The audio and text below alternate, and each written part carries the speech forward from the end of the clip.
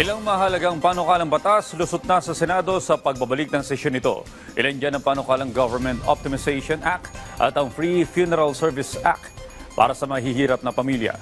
Ang detalye sa report ni Daniel Manalastas.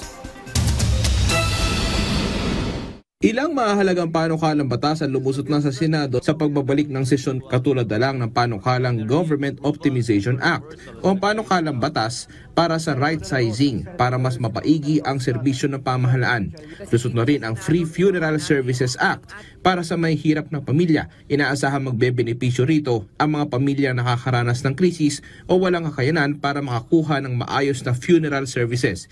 Maaari rin magbenepisyo sa panukala ang mga nabiktima ng kalamidad. It is my belief that access to funeral services should not be out of the reach for everyone. Mr. President, even the cheapest funeral package in the country ranges from 8,000 to 15,000 pesos.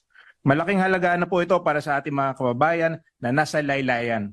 Karapatan ng bawat Pilipino anuman ang estado sa buhay ang isang disenteng burol.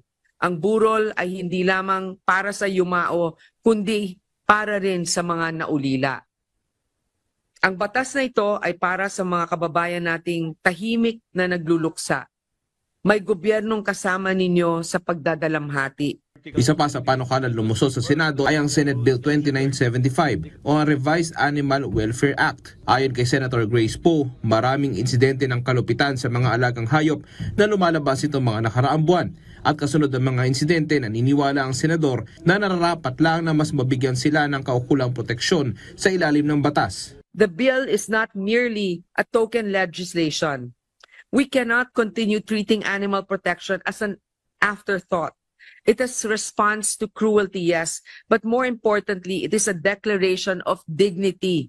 Isa pa sa pinasa ng Senado ay ang panukalang Lifelong Learning Development Framework Act. We do it by equipping them with the mindset and means to never stop learning, especially amidst recent findings that around 18 million Filipinos finished high school despite being functionally illiterate.